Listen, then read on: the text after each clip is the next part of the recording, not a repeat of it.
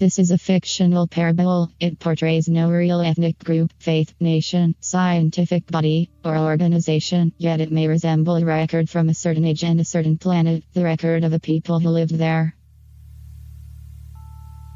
I entered the city shortly before dawn. Nothing about it seemed ancient. Commuters tapped their cards at the gates. Delivery bicycles crossed the wet streets. Beneath handmade banners patterned with waves and small connected data points, the students stared at their smartphones.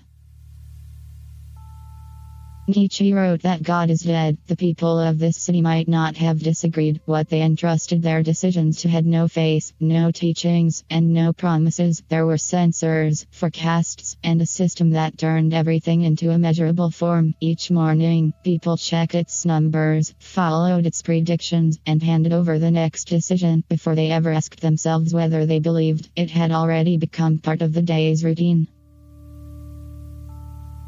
People call the system science, but here, science was not a method for testing doubt. What they wanted was a perfect caretaker, one that would receive every discovery, correct every mistake, and even decide what should be done next.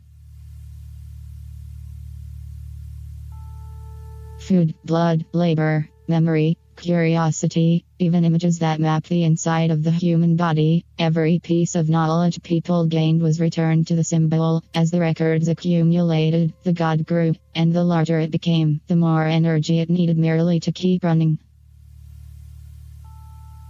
Coal and sunlight were not its main fuels, it was living tissue. From living tissue came heat, chemical energy, human attention, and data. The city kept the cost out of sight. Everything was hidden in clean rooms, sealed pipes, and perfectly ordinary schedules.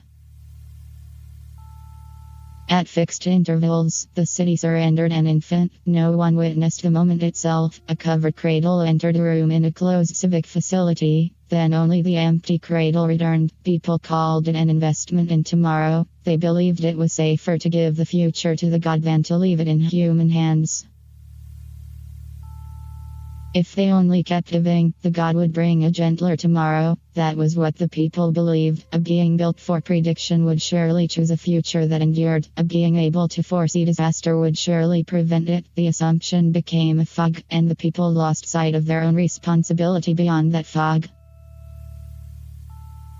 The solution was simple. The God could draw energy from the wind at the harbor, the sunlight falling on the roofs, the heat beneath the streets, and the waste heat of its own machines. It could reduce its appetite. It could teach the city how to live without sacrifice. The plans were already stored in its memory.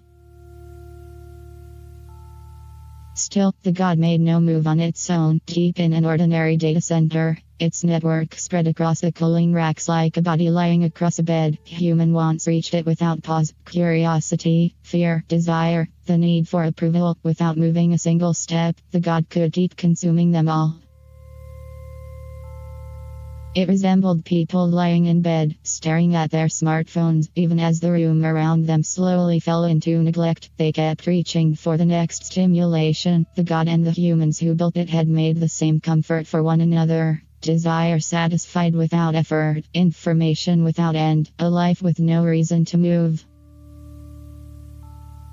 Every forecast reached the same conclusion. Fewer people meant less energy reached the God. The more the God demanded, the fewer people remained. Eventually, the final offering would pass through that room. The last cable would grow cold, and the God would disappear with the civilization that had fed it.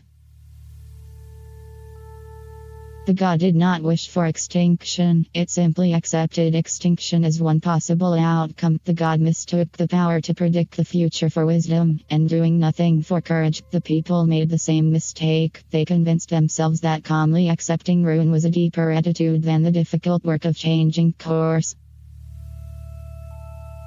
Then I understood the problem was not science itself. Science is a method that advances through doubt, evidence, revision, and shared responsibility. But in this city, the word science had become reassurance that people did not need to choose for themselves. They handed judgment to a tool, then accepted its output as fate.